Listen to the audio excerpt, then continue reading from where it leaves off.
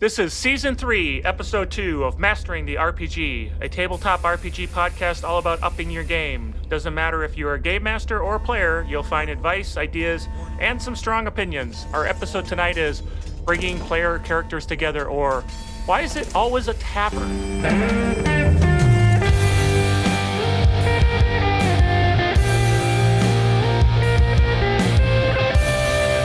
Welcome again to Mastering the RPG, a tabletop RPG podcast. Just like I said, we're all about helping you out with ideas, advice, cool stuff found, some emails, all sorts of good stuff like that. I'm Carl with my co-hosts Eric and James, and you can find all our information about the show at masteringtherpg.com. Please send us an email with feedback, questions, what have you, at gamemaster@masteringtherpg.com. Again, that's gamemaster@masteringtherpg.com. So, it's good to be back on the mics. Good evening, morning, afternoon, wherever you might be. Eric's giving a little laugh there. So, hey, Eric, how you doing? It's always funny to talk about James and his strange Feywild underground world that he lives in. This is why we just say g'day in Australia. It just makes it easier. Yeah, you don't say good morning or good afternoon. Just say g'day. Yeah, I'm doing good. Like the smoke has cleared here in the Bay Area of California, so got some good outdoor Beautiful walking and breathing. So you can live. And we're just lighting up the scrub in Australia, which is good. So starting our burning off season, which is great. Because Australia will burn this summer. Yes, fire is the constant theme, I think.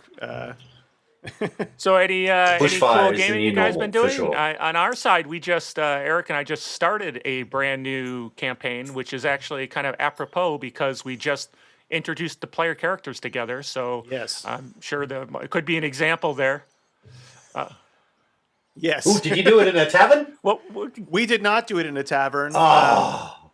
Yeah, I mean, and I would say, Carl, I think this is probably the deepest that we've gone with my character, right? Like as far as backstory, and because I knew this campaign would be pretty long. I think that was the intention. We're going pretty deep with this campaign, so yeah, I went pretty deep. I didn't write the backstory is a little bit over a page, but then I also did a faction I wrote up, and I wrote up about my tribe, my lizard folk tribe.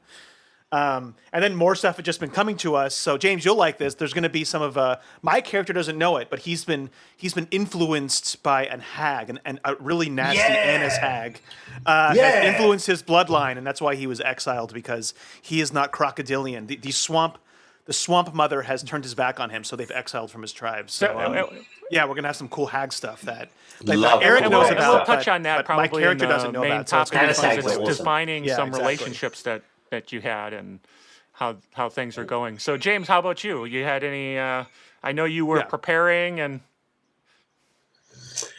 I'm the opposite at the moment. I'm preparing for the end of my year's campaign, so I'm lining up 4 campaigns in the next 10 weeks.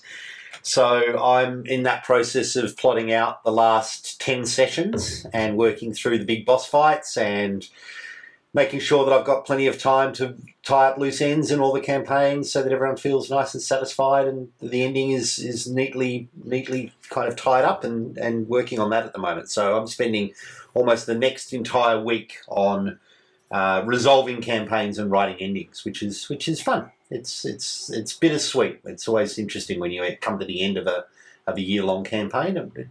You know, it's awesome, but I can imagine. It's always kind of bittersweet when you're ending a campaign because you get to see the payoff, but then it's like, well, now what's the next thing we're doing? So excellent, good to hear. So, speaking of preparing and getting ready, I don't know, this is a terrible segue, but we do have an email. We do have an email.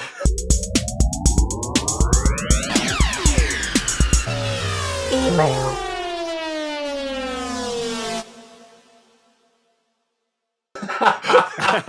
So we do have an email this week from Donald, and we appreciate, again, all the emails people send. It states, "Hello, I'm a big fan of Red Dead Redemption 2, say that fast, and it inspired me to get Yes, I hear good things about Great it. game. And Fantastic it inspired me to get Deadlands for Savage Worlds. Yay, Savage Worlds. It is That was my brilliant. editorial. I'm not sure I would have saw the story potential of such a setting Yeah, without playing the Deadlands. video game.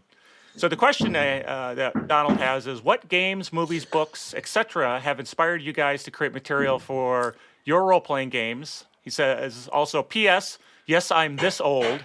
And then finally, thanks for taking the time and effort to create the podcast and the Tabletop Tango YouTube videos. Classic question, I think. I'll say there's lots of good material out there that I've been inspired over the time, but I want to throw a monkey wrench in myself personally. Is I also get inspired by the science of the day. Again, I do a lot of modern and science fiction stuff, and so the science questions that are on every people's minds, which is kind of pulled from the headlines. Things like I had a campaign that looked at the digital dark age. What happens if we lose all data and we have no way of getting it? And I just got done with a campaign that started with the question of what if we were all and actually were in a simulation as people are thinking. So that really inspires me to think some stuff. Now, they didn't turn out they actually were, but it kind of had that feeling. So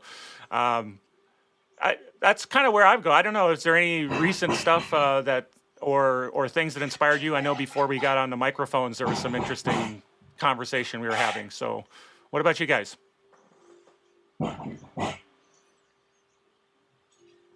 It's a tricky thing, isn't it? In that everything. Can I answer everything? That's my answer. When you run games and you're running and you're designing stories, I'm a complete sponge. I will steal from everything that I've ever read, ever seen, ever absorbed. One of the things that I try and pick from are real life history. I tend to read a lot of histories and kind of then I will blatantly steal something because often, particularly if I'm looking at not mainstream culture, non-Anglo Western cultures in terms of history and storytelling, then you can tend to steal pretty mercilessly without anyone ever being any of the wiser in terms of my play groups that play. Lots of old legends and lore, but in terms of modern films and modern storytelling, I pilfer all the time from things like that, mostly for pace and mostly for theme. So, for example, I'm doing Masks of Nyarlathotep, a fantastic pulp Cthulhu game.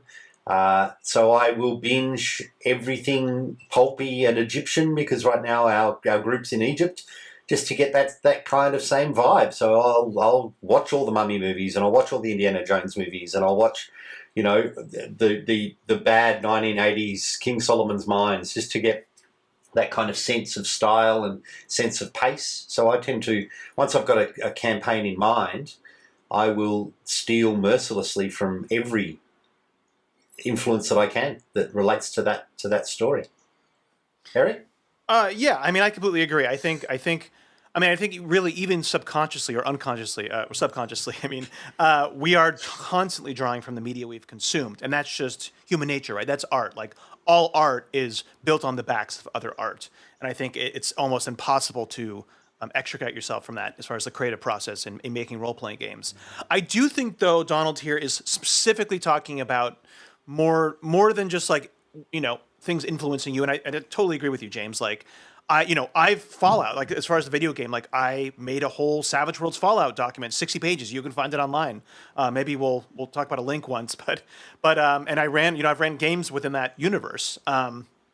I've also, characters that I've done are influenced from, certain genres. And just like you, James, I'll often pull from, I was a big storytelling mythology buff. I thought I was going to be a storyteller at one point. I actually apprenticed with a storyteller, so I have a huge collection of myths and fables from all over the world. And when I'm doing, sometimes when I am jamming, I'll often draw from those, just to even get like unique storylines or unique kind of takes on things.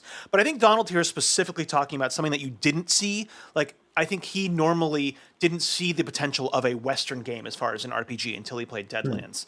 And I think that one's a more interesting question. And I struggle with a little bit of that, of like, I'm trying to think of a time when, I was like, oh, I saw something. I mean, there's definitely times, like, I think James, we talked about this before, like Carnival Row, which it's an okay show. Like, I like it. I think kind of has, touch and go scores, but that definitely influenced me to want to do like a that kind of industrial, gritty, pulpy, that kind of mix of technology and magic, kind of like Arcanum, but like the more like industrial Yes. age, Steampunky. so Yeah. the more kind of steampunky, but just not totally that way, right? So that one definitely influenced me a lot of just like, oh, this is a cool setting that you can do. Yes, I think some of the things like that. So I don't know if there's any of those examples you guys had, Well, I like specifically. Well, Carnival Row was a major factor for Fey Touched, and and those kind of stories as well. I've run games set in Star Wars-esque universes that have not been Star Wars. I've run 5th edition Dungeons and Dragons games loosely set in the Dagobah system that was not inferred and no one picked, which was kind of interesting because I had the small, kind of grung frog-like mentor that no one picked as Yoda. Well, I kind of had steal just stuff been constantly. watching For All Mankind, and that. Yeah, you told me about the show, and so Oh, I love it. Oh, yeah, I I really told you just about that finished show, the first right? Yeah, season, and I I love just that show. started into the second season. But it's already got me saying, "Wow, I never really thought a lot about too much gaming in alternate histories." And now it's like, well, that would be fun. What happened? Yeah. Because Eric knows I'm like a what if guy. What if this, and then how does a campaign come from that? So Yeah. definitely that would be. That's got me inspired. I haven't done a campaign on it, but it's got something in the back of my mind, and those nuggets in the back of my mind are what kind of ferment for a while that turn into something. So that's a recent one that's just kind of on the top of my head. So cool. All right. Well, hey, thanks, Nice. thanks, Donald, for the email. Really appreciate it. Keep them coming. Everyone else, we'd love to answer questions and get your comments and feedback. It'd be awesome. So now we are going to move into the main topic. Mastering the RPG with Carl, Eric, and James. Yeah. So the main topic tonight, bringing player characters together. Eric has done the outline, and Eric is going to walk us through this fascinating topic. Yeah, this was an interesting topic, I think, because I wrote here like as an intro, it's a key and often overlooked part of a campaign, and the meetup can often set the tone for some to all of the campaign. But when I say it's overlooked, I think not. I mean, of course, it's not overlooked, right? That's always something that a GM has to contend with. But I think that there's more repercussions, or there's a deeper thing here than I think many people maybe give it credit for on first glance, and that's what I meant by that intro. And when putting this together, the two main things here, the main components of getting the party together, and it's beyond just physically getting together. It's the main things here to me were like the motivation of the characters, like why are they getting together, and also their interpersonal connections, like how much they know each other.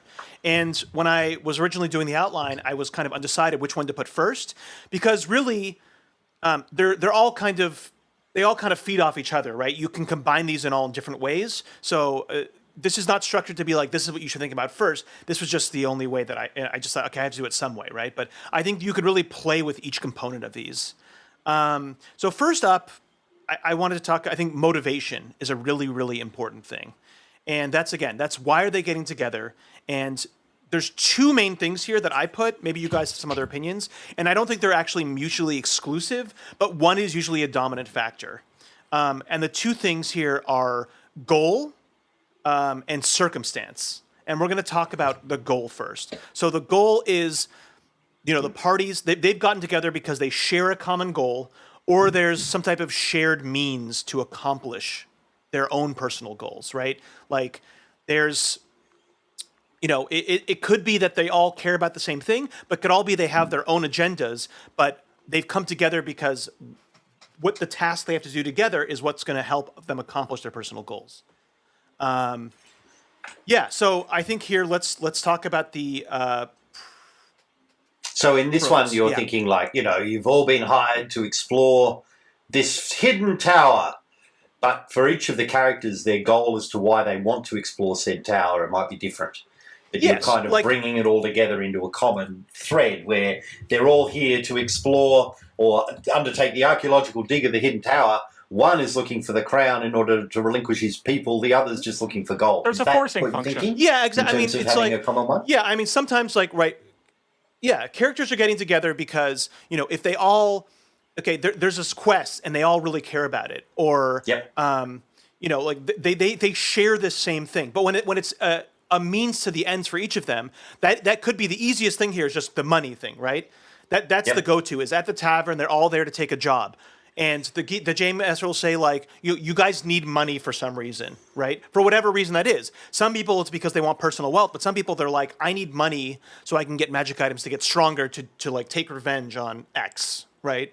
Or I need to get influence, or I need to get enough money to, like, pay off this person because they have my sister, or so, whatever it is. So when we talk about the motivation, it's why are they motivated? Yep. Yeah, so goal, specifically.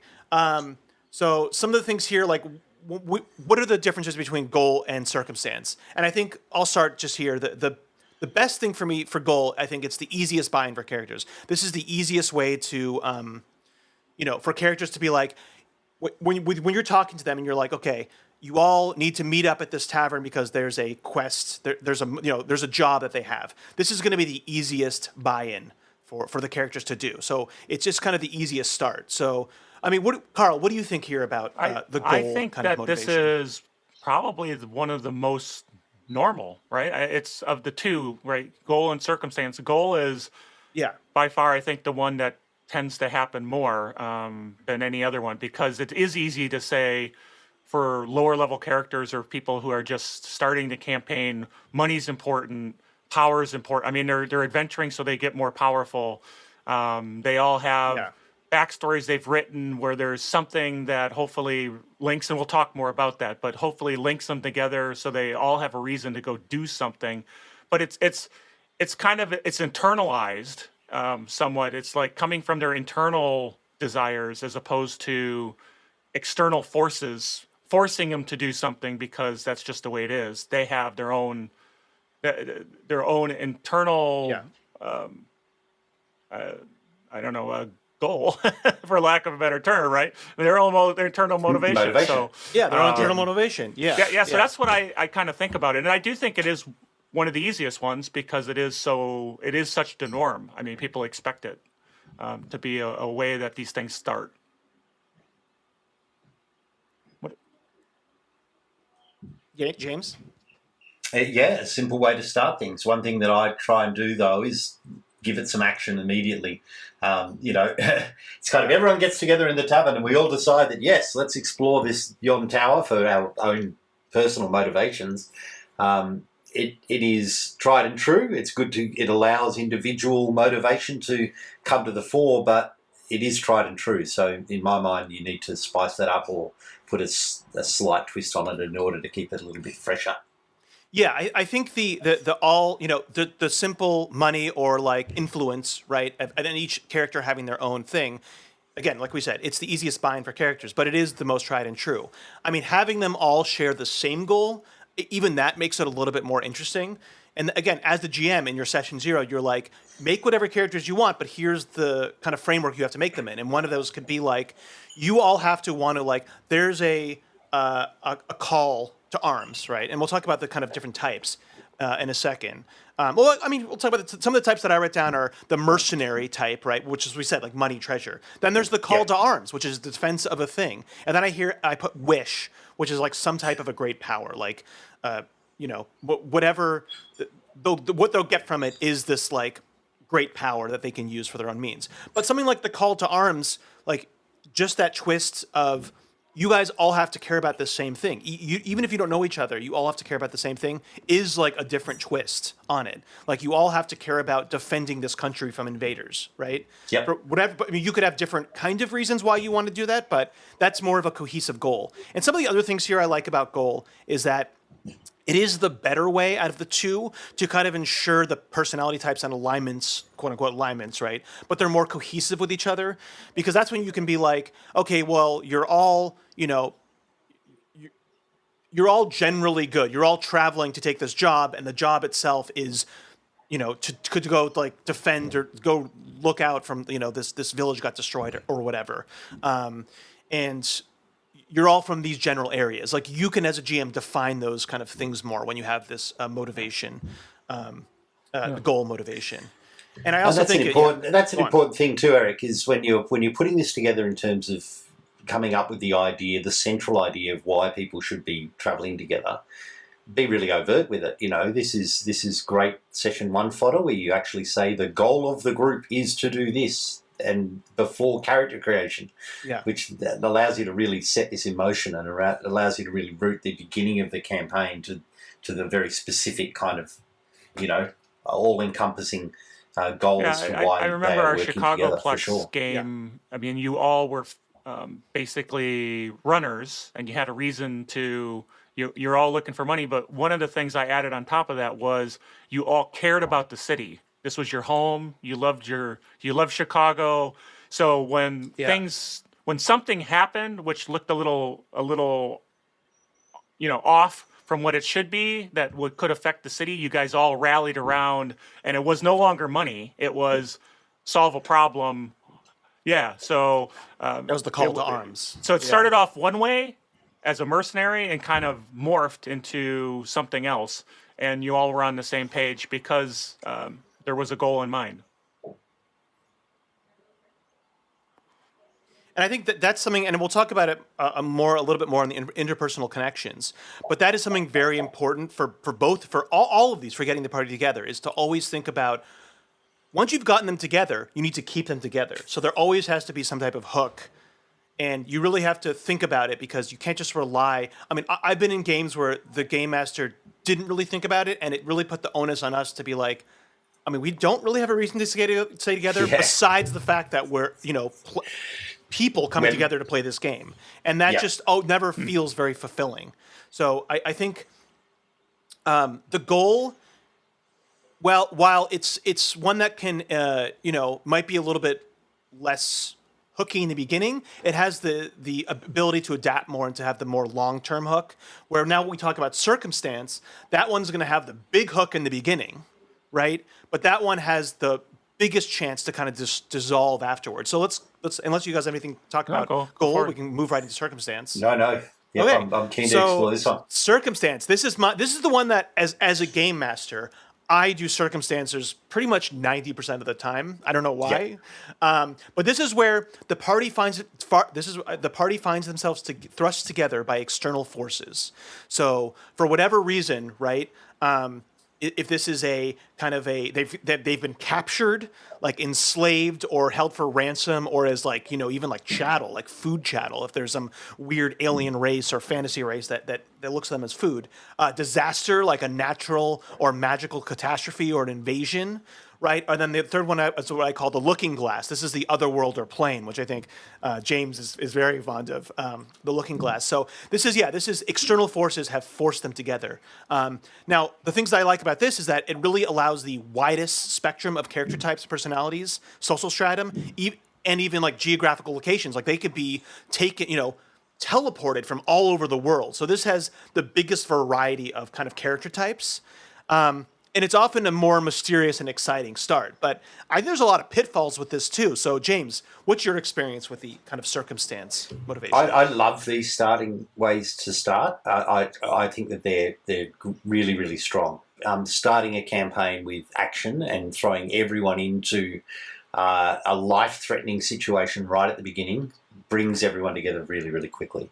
My favourite beginning, and this is a kind of it's a mini campaign that I run quite a bit, is the group are members of a desert caravan, and they're travelling for different reasons, so that you can bring in individual goals. But within the first minute of the campaign, that caravan's attacked by a blue dragon, and their camels are sent to the wind, and so it immediately becomes a desert survival game as opposed to a desert kind of caravanning game. So you're bringing people together just in order to have the circumstance. And you're right, people can be quite wild with their backgrounds and their character stories. There doesn't have to be such strong impetus to have players have a cohesive background together. They can be from wherever they want, and I really love it. I think these kind of starts are really, really great, and it immediately brings the group together against a common foe, which is kind of what you're after. That immediacy. So no, love it entirely. Yeah, I think Carl? I've used the circumstance more. It's more that fast start for like one shots where it's much easier. The struggle I have with from a campaign standpoint is unless it's this external force is a grand force that. So it's a really great start, like James said, but there's got to be something grand about it to kind of keep people together for a long period of time. So things like a natural disaster that's relatively solved in a couple of sessions. Now the question is, well, why do all these different personality types who got forced together to solve this disastrous attack on the city, why now did they stay together, and what's the next step? It really works better if the arc of the overall, I think, campaign is the big external force. Like there is a singular evil in the world that forces all of them because they all have some reason that they've been impacted by this external force, and it's going to be a long term. So that's just kind of a personal thing. It's really very good for short campaigns, like just magical. But you got to be careful when you're doing a longer one that you keep that in mind, that there's got to be a reason after that initial circumstance is overcome, that there's a reason for people to stay together. And that you don't start getting tension because of the different agendas and people are trying to pull each other in different ways, and now there's more distrust, and so a lot of negatives there. Sorry about that.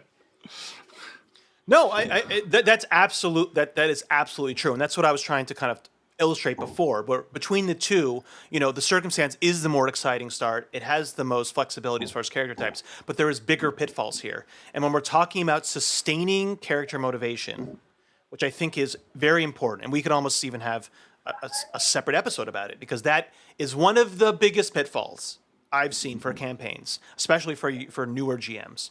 The circumstance one, that is going to be something you really have to look out for. So while it is more attractive to do that as a game master, you really have to take the time and really think about, well, what is the hook for when like you said, Carl, when the kind of main thing is done, right? If it is done, I mean, I think for something like the Looking Glass, that is a campaign sustaining thing, right? When they've gone into a different plane, that is a campaign thing. But something like being captured, which a thing that I love doing is being captured and enslaved, and then they kind of have a one-up on their captors, and then maybe like they get some type of prize, like an airship or something afterwards, or like a ship if it's a space game.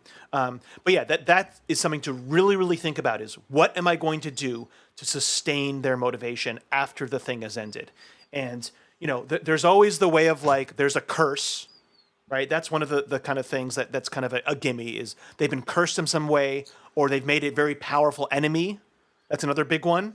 For whatever, if there's something behind this thing, they've thwarted the big bad guy, right?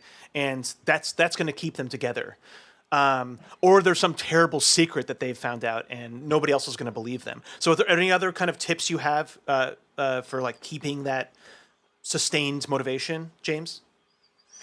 Well, the thing for me, you have to have the next reason as to why they continue together almost immediately in mind. So once the disaster has befallen the group, the next bit of understanding what caused the disaster and understanding that they're the ones in order to solve the problem is the next immediate thing you have to lock in there. Yeah. In order, there has to be a reason as to why the disaster, why they've been captured, why they've gone through the plane. There has to be some overriding thing that the players need to understand pretty quickly, that it's their responsibility of dealing with. So I love the circumstance thing, but you're right. You have to bring them pretty closely to bear in terms of a focused energy as to what's next once they survive the initial bringing them together. You're dead right for that. Any other specific kind of things that you like to do, Carl or James? Honestly, I'm a goal kind of guy. So 90% of my campaigns are more goal than circumstance. I use circumstance for one shots and short campaigns all the time, but for a longer campaign, it really now that to what James was saying though is after the immediate capture and getting out of that, they may have now a common goal to find the person who capped. So it kind of morphs into now a longer term goal oriented kind of game at that point in time. So they're not really mutually exclusive in that regard, I suppose. But no, and that's what I was saying at the start, is they're really not, you can play with both of those, but that initial start is very impactful. Okay, I think we should move on to the next section because this one's going to be even meatier, and I think it's even more interesting, and this is what I would call the interpersonal connections. And this is basically how much does the party know each other, right? And there's 3 levels here. We got a no connection, we got a partial connections, and we got full connections. And again, these are not necessarily mutually exclusive. And let's talk about no connections first. This is when the party are complete strangers to one another. And I think we'll talk about this in pros and cons and tips. So Don't do it. Yeah, okay, but we'll talk about it. So the pros here is that this allows for that really organic meshing of new character personalities and builds, right? When people already know each other, you don't have there's this weird kind of role playing onus that is over their heads of, we know each other, but our characters don't. But we're supposed to know each other, so it's just kind of weird. But this is the most like I have known nothing about you, so it's like discovering your characters for the first time. And again, I think this also allows for the biggest diversity of characters, right? Because they don't have relations with each other, they can be vastly different from one another.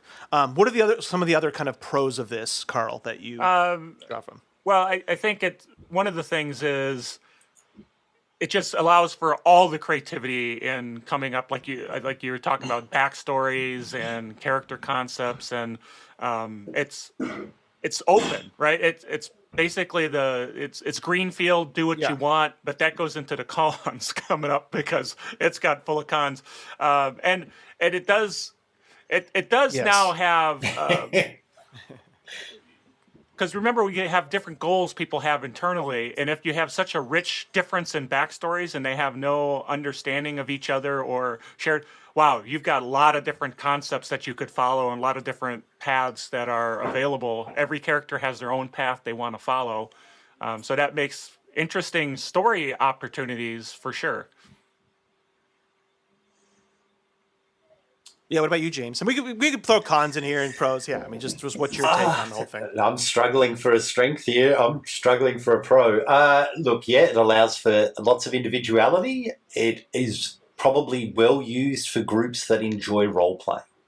I think if you're going to do this kind of thing where every character option is on the table, there's no connections with any of the other characters, and we're bringing people together in order to just you've all been hired to escort this wagon. It's over to the players. And so for a group that is good at role-playing and is good at coming up with reasons to be together, this is fantastic. But you have to really trust your players will step up to the plate and kind of do this extra grunt work, really, because that forming of connection is half the battle in terms of your first couple of sessions, and it can be quite tricky. I don't like it. I'm not going to lie. I find it very, very difficult and very time consuming to kind of then come into a game where there is no connection between players. Just means that you've got to spend a lot of time creating connection between characters. Yes. It just means you've just all you've done is just put it off until the start of play. Yeah. You and then it's so need to rough spend on the the next GM few sessions. because now if they don't make those connections, it's all on you to somehow force fit these pegs into the different holes with folks who are maybe. Now you're herding cats more so than you would normally have to anyway with player characters and players. So I there's some pros, but I'm not a huge fan of it generally. But it just adds more work for the GM, and being a GM, I don't want more work. I think about I ran this for my kids game last year. I ran Strixhaven, which is the Harry Potter. 5th edition Dungeons and Dragons rip-off of Harry Potter world. And I allowed everyone to be whatever character they wanted with no connection to any of the other players, because the connection was you turn up to day one of school. Yeah. And that's why you're there. So you start at day one of school and you meet each other through that. But it took weeks of shared lessons and shared experiences and bits and pieces for the group to actually form together as a group that gave a crap about any of the other players. That's the hard part of it, is that, you know, you want people to be saving friends. You want people to be healing people who are injured. And if the whole point of the thing is, I don't know you guys from a bar of soap, why would I even bother? It takes a long time. You have to share mesh chocolates that on in. the It makes train. it quite tricky. That's what it's all about. You share chocolates on the train. Yeah, You have to have that prequel. Yeah. And Yeah. and this is again, but this is not my least favorite of the three, but it is not my favorite still. But I do think that, I mean, of course, like all the cons that you guys were saying, of course, and I think a big risk of it also is just having, like we talked about, all that flexibility, all that diversity of characters can also lead to not having a well meshing of the personality cores and kind of breaking the dynamic of the group or even the narrative possibly. So I think there's some of the biggest pitfalls here as far as because of that diversity of character types. But I do think that when we're talking about the no connection, this can go along well with the circumstance, right? Because a lot of the circumstance narratives, you're going to have people from maybe they've been teleported from all over the place. So it does go along with that, and the problems of both kind of line up, so they're not compounded when they're with each other. You still have to have that strong hook afterwards. And in some ways, when they're in that circumstance, they really are forced together, right? So I think for me, the no connection is something that I would only really use in that like circumstance of they're from disparate areas, like they've been captured or they've been teleported, things like that. But so we've really trashed this one. Let's talk about some of the tips. I think here is, again, we talk about session zero, but here you have to be the most clear about the type of the game that you really want to do. I think because, again, they can be from so many different diverse characters, and because they're not connected in any way, so they don't have to have personality meshes with each other, that you have to be the most clear on what you're kind of the game that you're playing and the type of characters generally that you want to do, because they can just run wild, right? And they're not kind of reining each other in because they have some sort of personal connection. And yeah, like we said before, and you really need to have that hook to stay in, because strangers are going to be less likely to want to stick around, especially strangers with, like, you know, even if you have a loner character, if that loner character knows somebody, then that other person can kind of pick up the slack. And we'll talk about that in the next section. But any other tips? I have you guys, one that Carl, it's, James? it's really, and this goes kind of session zero-ish, but this one, to work, you really have to have a lot of conversation between the GM and the players on their backstories and motivations, so that they, even though they're all getting forced together and they don't know each other, there is some thread of some shape, so that you don't have one character that wants to be, I'm a murder hobo and I kill people in their sleep, and someone else who that just isn't going to mesh with at all. So having a better understanding of working on, and that's part of the con right now. There's a lot more GM work with the player to make sure that their backstories don't go completely off into left field to the point where there's no way these things will ever mesh, even with the circumstances driving them together. So I think spend some time on those backstories with your players to make sure that those motivations will at least mesh in some shape or form once the initial shock of whatever event happened that's pushing you together happens. You know, you learn that they do have a heart of gold, even that rough exterior, and now we start coming together as a team, whatever, you know. So, any tips, James? Yeah, for me, it's about giving space for role-playing opportunities so that they can form those connections, and that could be if we're looking at a more circumstantial start of the campaign, for example. You could include, you know, rubble from a building almost buries one of the players, so the other players have to then assist to rescue them out of the rubble. Or you just need to kind of place it so that the shared experience of that initial circumstance is strong enough, and people have cared about each other in that initial battle that you draw the bond in nice and close. I always try and look for opportunities for any one-on-one discussions you can have and draw those out as best you can in the first couple of sessions so that you do get character-to-character connection rather than it's just GM putting plot, putting activity into it. You give them a bit of space to form the friendships, I guess, is the hard bit. Because, you need to form those connections pretty quick in a game where they're coming with none. I guess that's the trick. All right, let's move on to partial connection, which is my favorite. I believe it's your favorite, so let's talk about it. This is when the party doesn't know everyone else as a whole, but they have some of them or all of them have some type of personal connection to one other characters, one or more other characters. So that was kind of a confusing word salad, but basically means that it doesn't have to be all of them, but some of them either are like close or have passing acquaintances or have some type of connection in some way. And I just want to know, as a side note here, this can happen organically with a no connection setup, unless you as a game master are forcing the no connections thing, right? You're like, you guys do not know each other, you're from these different places. This can happen organically. And somebody like, I'm not trying to toot my own horn here in any single way, but because I like this so much, I often will call this out to other people. And in some of the games game groups that I'm in, now, we've been playing for a while, it's just like, it's not just like it's me doing it, but it's also other people doing it now. It's just kind of the modus operandi. So this can happen organically is what I mean. But let's talk about it. So why do we like it so much? I think it has so much of the strengths of the no connection thing that we talked about, but it has much less of the cons. It allows those characters to be more tied in just immediately. And I think what I talked about before too is that you can have these disparate character types, but because there's people with maybe a connection with each other, they can balance each other out.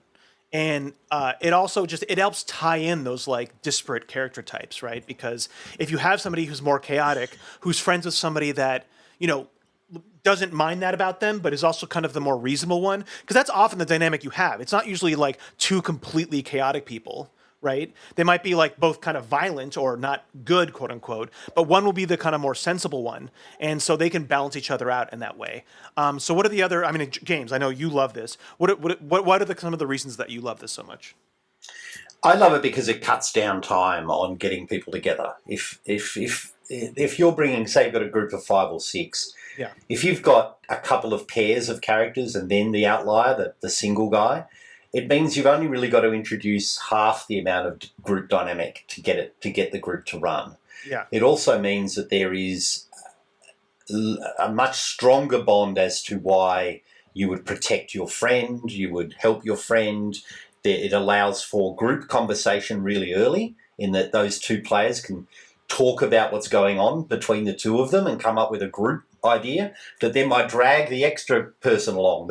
Come, you join us. It allows for immediate connection and to play. And for me, what I love most about it is it allows for shared backstory, which means that future plot can be dropped pretty quickly and easily, and it can affect 2 people instead of 1. Effectively, what you're doing is you're giving yourself a shortcut to all the things that you want to have happen in the formation of the group. If you think about the group, you want them to understand each other, you want them to understand each other's characters and what they can do. You want to have a shared common agreement about where we're going to go forward and what we're going to do next. If you've half done that work before you even start the game, it makes it for a much simpler, much more streamlined, much more satisfying beginning to the game, and you can get right into it much quicker. I literally do not think I can add anything better than what was said right there. It is all about you lessen the load because people have already figured out why they want to be together and why they care about each other. So you don't have to figure that out, help them. You don't have to have the building fall on somebody so that they all can try to do that. Even though a strong start like that is still good. Yeah. They've already care about each other. They may already have some shared goals in mind that that they want to go. I mean, in our current, we just started a new campaign and literally just got through the part where people were introducing themselves. And what was absolutely fantastic was it wasn't even the players necessarily knew each other, the player characters. Some knew each other a little bit, but they had some other third parties that they all sort of knew, that understood almost that these folks could work together, and they kind of knew of each other, and so it was easier to sort of define a goal by having this third party who knew all of them.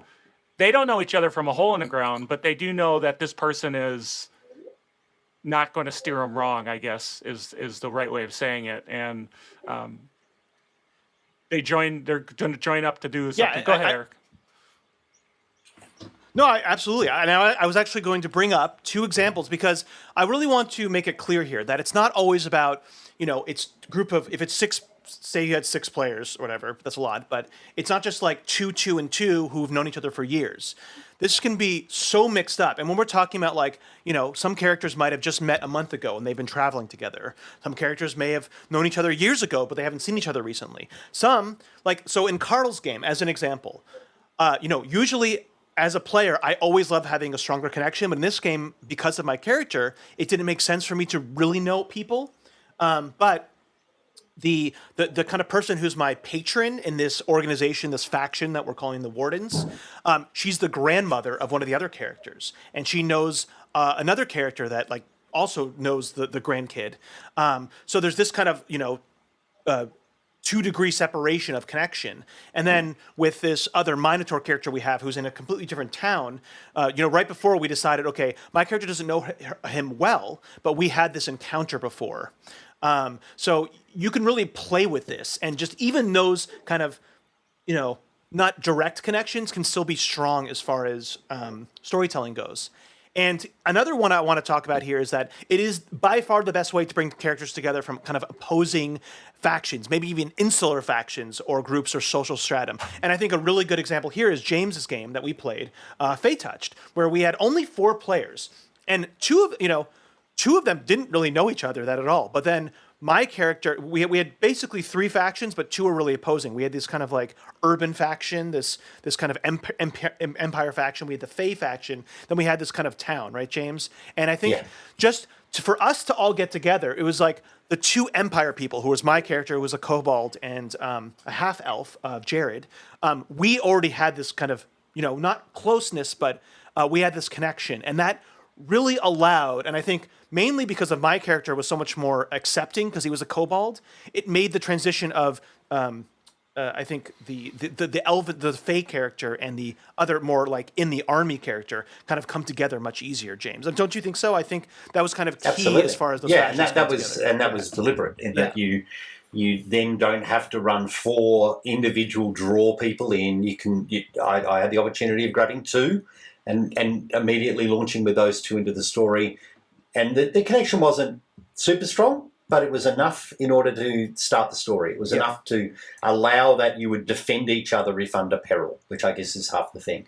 If I look at the great Meet in a Tavern scene of our time, which is the Star Wars Tatooine Cantina, of course, and you look at, when that group finally forms, you've got 3 distinct pairings that happen with that. You've got Obi-Wan and Luke that have had their little backstory about why they've caught up with each other, but ultimately there's a familial kind of thing, and off they go. You've got the 2 droids, which have their little, we've got to rescue our princess submission. They're working together. And then you've got, Han and Chewbacca that are just trying to get enough gold to get out of town in order to escape from some bounty hunters. If you had to introduce all of those characters meeting at the beginning of that movie, that would make for a much longer story in some ways. If you had to explain how the 2 droids met each other, if you had to explain how Han and Chewie met each other, makes for much more difficult kind of connections. If you can already start with half of that story pre-written, it makes for a much easier start. With the surprise campaign where I talk about the desert caravan, for example, where there's lots of reasons as to why you would be on a desert caravan, I always make half the group the mercenaries that are protecting the caravan. So there might be a reason as to why you've taken the job, but ultimately half that group know each other. They've fought with each other. This isn't their first rodeo. They've been on a mission together. They understand how each other work. And then the other people on the caravan were individuals with no connection. So that when the dragon actually hit, everyone had to kind of form into battle, but half that group knew each other and trusted each other and were ready to fight. Yeah. Which meant I only had to introduce the passengers, which was much easier and much quicker. Yeah, and that's the last thing I want to bring up here is that this allows for the best use of prequel scenes, which I think you were kind of alluding to. And out of all three options, it's the best way to do it because it takes that least amount of time. And I think prequel scenes are very, very powerful in the narrative, in the starting narrative, because you can set some backstory of why they're coming together.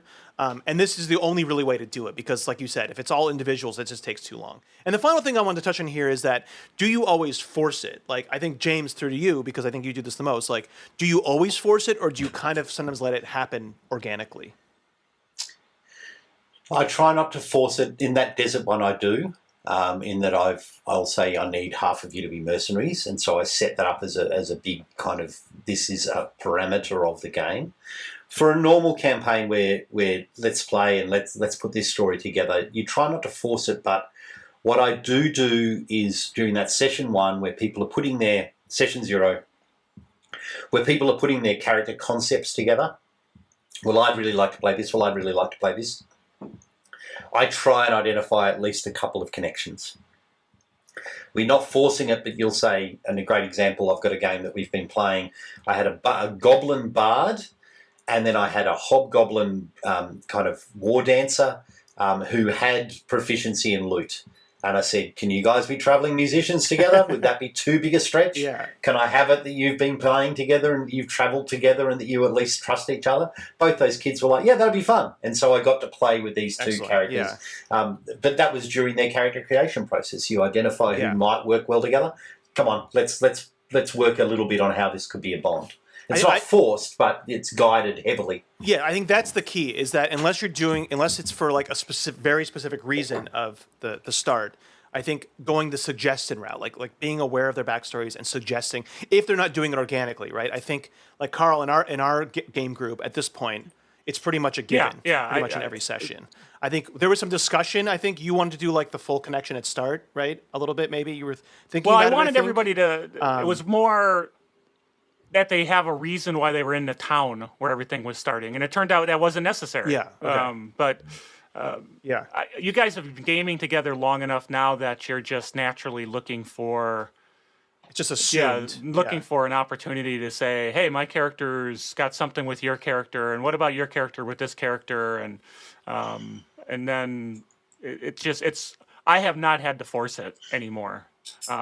When we first got together, the first time when we were playing in the first campaign with Chicagoplex, and I put down the rules of the road, right, in the looking for group, I did force it a little bit. I said, all you guys will have a reason to be working together as runners, and have known each other, and you at least know of each other, and there's some kind of respect there, because I was more worried about disparate players coming in than the player characters not having a relationship. I wanted the players to come in recognizing that we're going to be doing running, we're going to do jobs together, and it's not I come in and I'm a murder hobo and that's the way I play characters. No, that's not what I want. We're not going to do a game like that. So that forced it a little bit, but I don't have to do that anymore, because I think once players are comfortable with each other, they want to find a way to connect with other players somehow,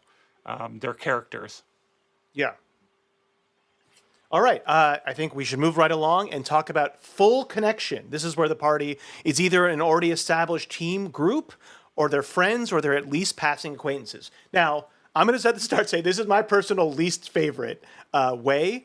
And I know we're talking about pros first, but for me, the reason why it's the least favorite from a player's perspective is that even with good role players, I think it's going to just naturally feel the least authentic when you are talking about, the we know each other, but we don't actually know our characters, right?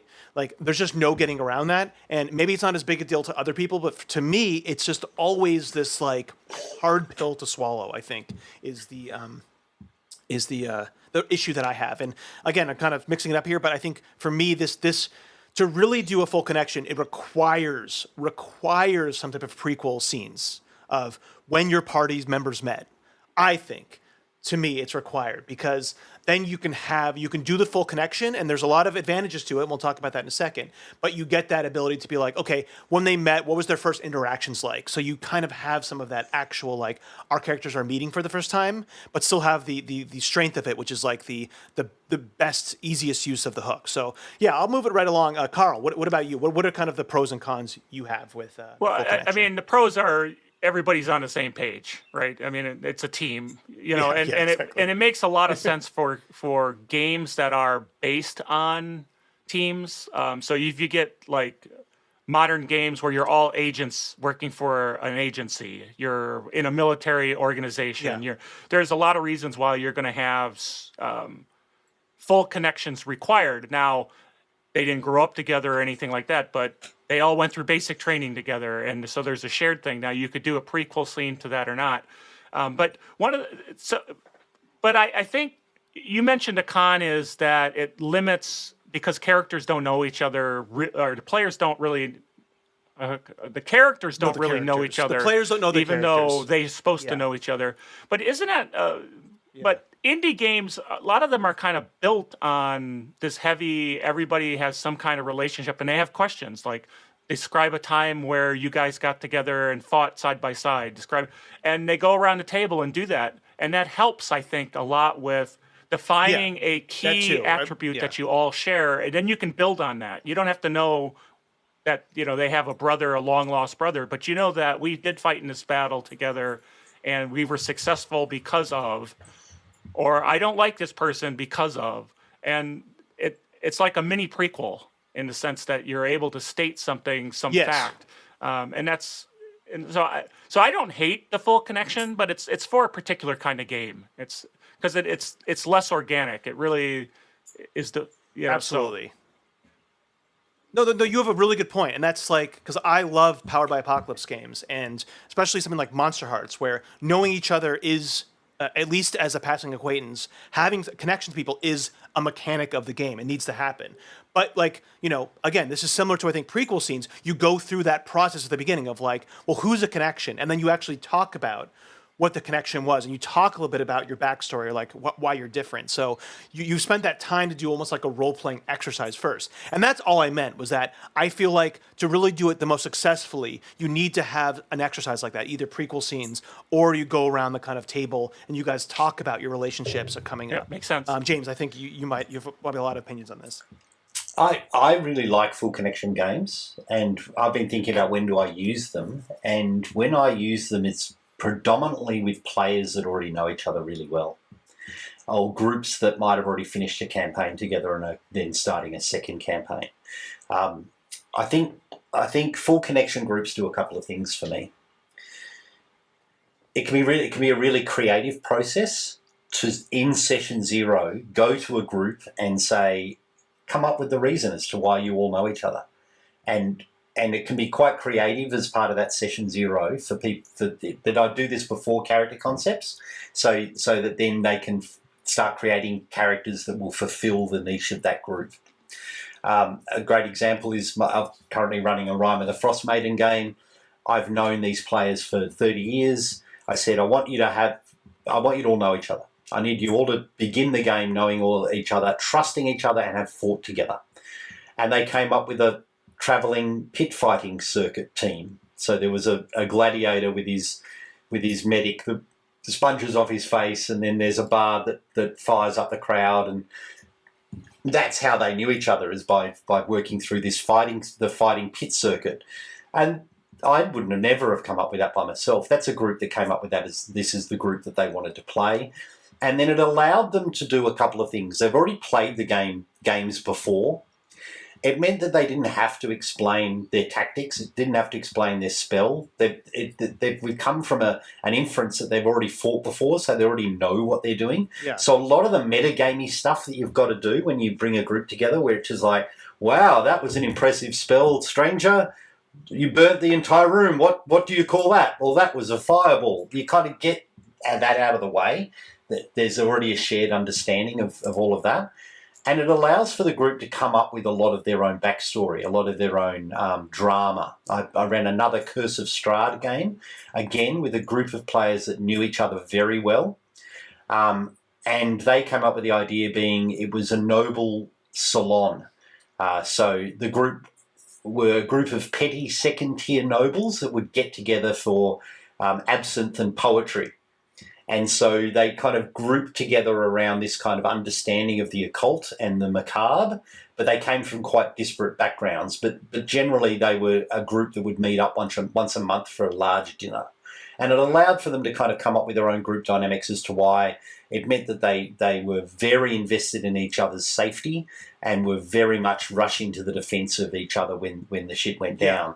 Yeah. But what it did mean was our session 0 for both of those scenarios were almost double the size that you would normally run a session 0, because what you're doing is you're spending a lot of time coming up with that hook. But once you've done that, my God, starting a game's easy.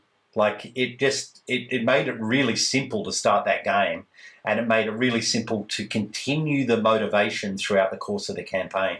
Once we'd set that up once, it was, these guys were fighting for each other a year later, in completing that scenario. I absolutely. And I think that is the key. And we've all pretty much are circling the same thing, is that when you do this, I think it is very important to, as the game master, create the space for it's just going to be more intense kind of role playing, coming together and sharing the ideas. And like I said, if you're doing prequel scenes, or you're doing, like Carl was saying, like something like Powdered by the Apocalypse, where you're going around the room and describing relationships, or with James, you're saying twice the session 0 time, because they're spending the time to really discuss and to be like what their characters are like. And it's much more integrated. I think my con with it is because I've been in games where the game master has been like, okay, you guys all know each other, but then has not spent the time to do any of those things. And so that's when it felt the least authentic to me, is because there was none of that shared kind of workshopping together and the shared storytelling that goes into the initial character creation, and it just felt so unauthentic. And it was like there was this kind of this tension of like, well, our characters know each other, but we don't have that. So that's what I really want to touch on, and I think we all did it. We all brought it up in a different way. Is that spend the time, and it's kind of like training a dog, right? The more that you train them. I was a dog trainer for 10 years, so the more that you train them, like the a more that proper you train games them as master. a Treat your players as dogs. Yeah, yes, the more that you put in when they're a puppy, the easier it is for most of their life, is what I'm trying to say. So you just kind of think of it that way. The more that you do in the onus, at the seed, at the initial genesis of it, and having them all kind of communicate with each other and bounce ideas off each other and talk about their characters, like you said, then they can just go to the races, right? They already have that hook to each other. And just have your rolled up newspaper for the murder hobo. Well, no, that's also bad. You always want positive reinforcement, James. Positive. Right. Give them magical items. Anyways, I think the final here to talk about is the anchor. The anchor is what I call the character that you are kind of narratively, using to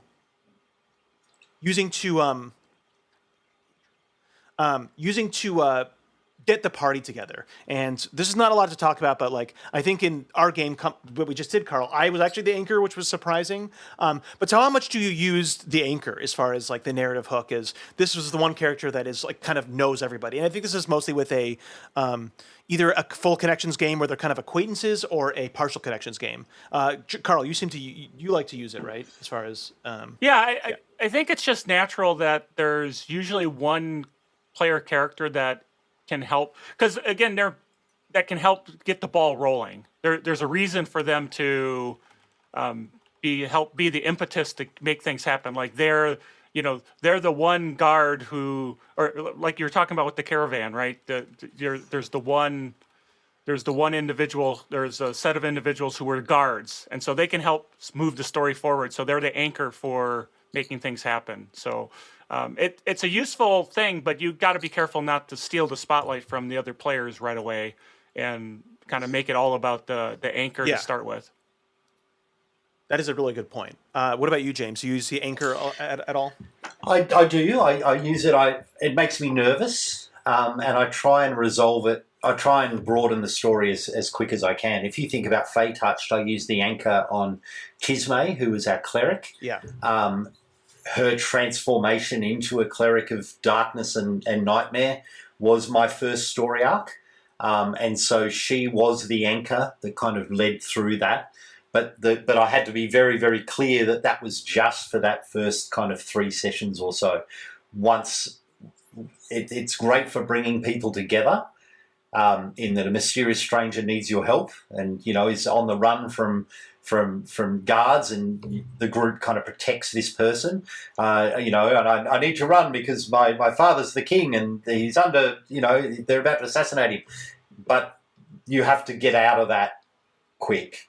I wouldn't spend any more than 2 or 3 sessions where you're keeping that anchor absolutely. as the central pivot. At some point, the greater evil's got to emerge and everyone's got to be invested in it. The risk is, of course, if you're putting a lot on the shoulders of one player, and they might not be up for it. And the second bigger risk is, players drop out of games. And I've had the very significant misfortune of putting too much plot impetus onto an individual, and then they haven't been able to make a session or 2, and then suddenly you're rudderless in terms of group motivation. So you've got to at least make sure that they're turning up for those couple of sessions. Yeah, that is the best point about it, and that's the biggest pitfall, is that you have to make sure that the player can handle it and that they're going to be staying in the group, barring real life disasters. But okay. And then finally, this is going to be the shortest section. I think we're running a little bit into time issues now, but we have to talk about the tavern. I mean, that's the title of the episode. So the final thing here is the gathering point. This is mostly for kind of the goal startups. It's not going to really be in a circumstance, right? When we talk about the tavern, this is for usually Start the goal. the tavern and then the city gets invaded. Yeah, that's true. Lot. That is true. But generally, it's for the goal. But let's talk about the tavern or the bar restaurant. Why is it so iconic? Does anyone want you to describe it, or should I? Because it's I'm a big public fan. place that everybody love shows it. up to. It's the public place. Yes, that's right. exactly. It's the public place. There's less pressure, right? Everybody has a reason for being there. It's where food is often in medieval times. It's where alcohol is. Maybe the inn's there. So it just makes sense. But I mean, there's other types, right? I think you can play with this. I think that's what we're going to talk about here is how do you play with it? I think some of my examples I put in here is like meeting at a public park.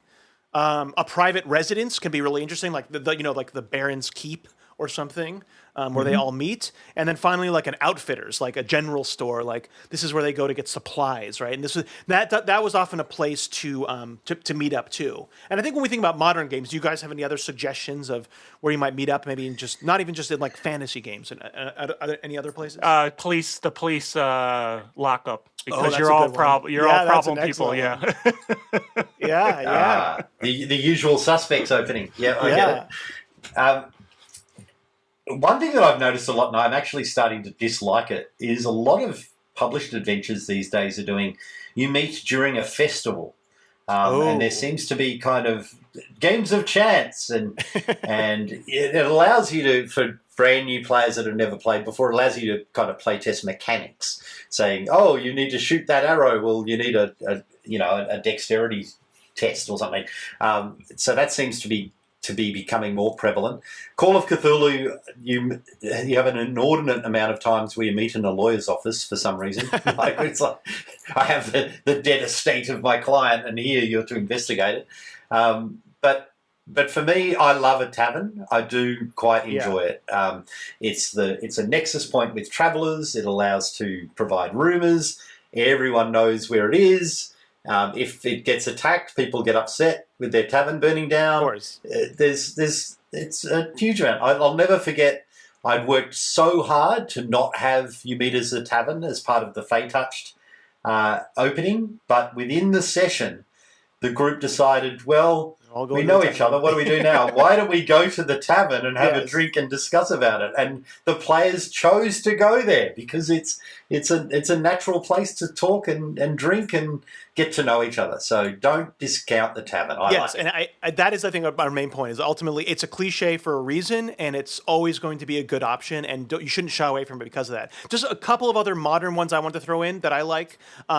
I like meeting in like a train car or something. I think that could even be, even if they're not traveling, that could be like if you're doing a more kind of like espionage game or something with like secrets, some type of train car or like a Greyhound bus. But I just like the mystique of a train car. Another one for a more like modern or cyberpunk is like a headhunter's office, like some type of corporate thing that they've, they know different people and they're getting them together and that's where you're meeting. The fixer's office. Anything like that? Can you think of any other modern ones or yeah? Well, you were talking about the fixer's office, right? The fixer's office, getting exactly. everybody together to do a job. But that can be true. If you're playing secret agents, you're in, Q's getting you all together to talk about and get you the gear you need. There's lots of different. Like in the game we had, you guys, or the one we recently did, where it's with sci-fi. You guys were the backup crew for a spaceship, and you guys kind of knew each other, but you didn't know each other as well as you could have because you were the backup crew, and then you were forced into the We met spotlight. on the ship. Yeah. You kind of met on the ship because that was your. Yeah. You were just the backup crew. So there's a lot of opportunities there. So play with it, but don't feel bad about the tavern. I think ultimately, and again, it was funny that was the least amount of time we spent talking about out all the subjects, but that was the title of the episode. But yeah, I mean, we could probably talk about this for a bit longer, but we had to kind of carve it down to a reasonable amount. But like I said at the top, I think this has. It is often overlooked, and I think Game Masters should really spend the time, especially with keeping the hook going, depending on what options that you've kind of chosen, what we talked about. Any other kind of final thoughts, Carl or James? No, I think we nailed it, personally. Yep, and we're getting the wind up. We've gone over time. Look, for me, it's two things: bring the group together so there's group cohesion, and have them find the strength to fight against the evil in the first session. Is the real thing. All right, excellent. But great discussion. Really great. Excellent last thoughts there. So, hey, thanks everyone for tuning in, and hopefully you got something out of it. Remember to drop by masteringtherpg.com to learn about our projects, what we're working on, contact us, support us. Email gamemaster@masteringtherpg.com if you have questions, need some advice, want us to adjudicate some differences of opinion. We're more than happy to do that. If you like the show, please help us with positive reviews on the podcatcher of your choice. We definitely thanks for the email we got today, and we'd love to folks keep sending them and give us good feedback. We'd love to hear it. So once again, I'm Carl with Eric and James. Say goodbye, guys. Goodbye, guys. Happy gaming.